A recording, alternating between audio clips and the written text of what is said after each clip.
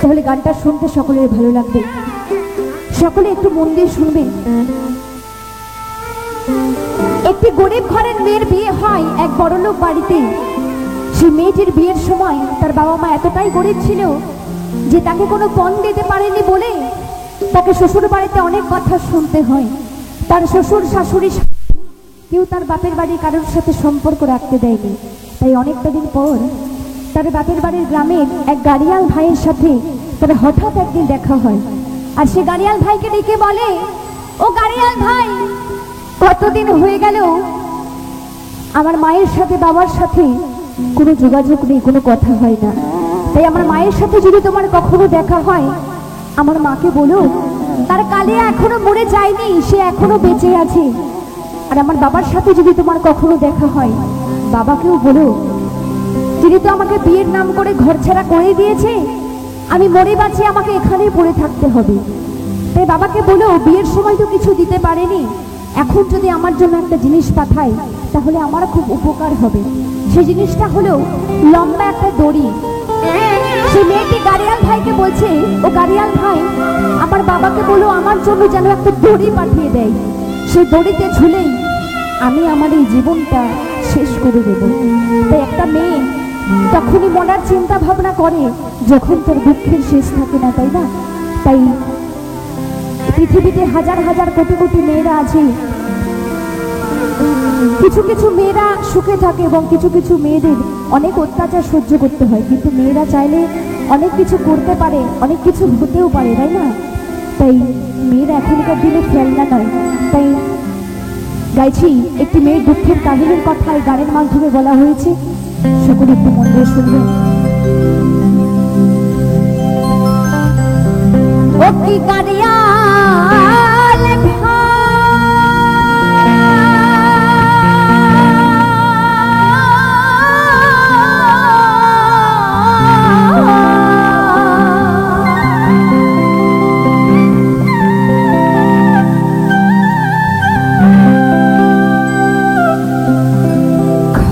খবর কইও বাপ মায়ের কাছে,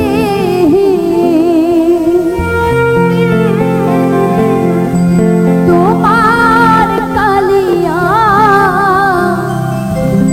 মরে নাই গো বাঁচিয়া।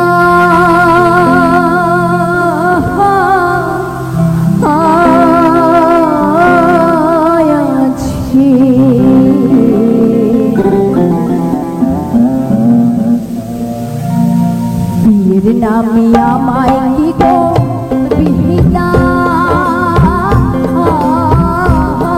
দিয়াছে,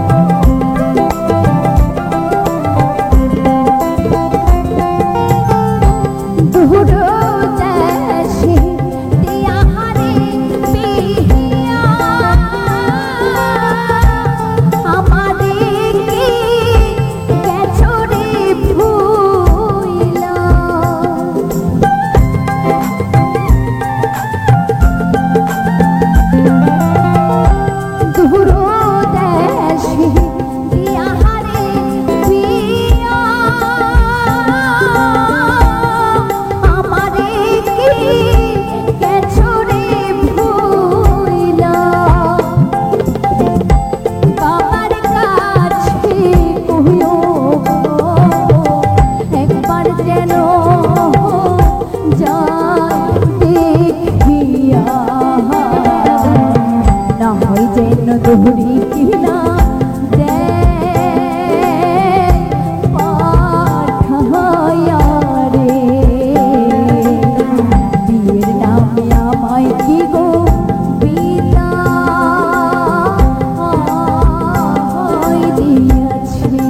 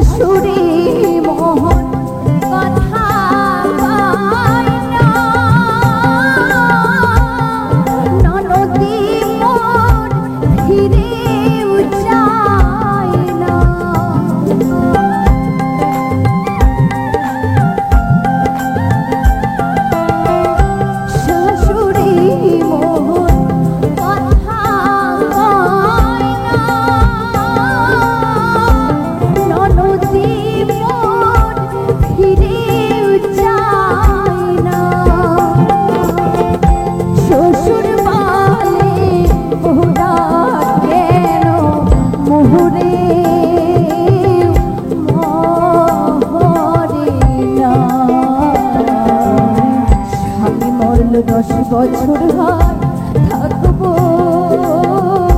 কি করে রে, বিয়ের নামে আমায় কি গো বিদায় দিয়াছে।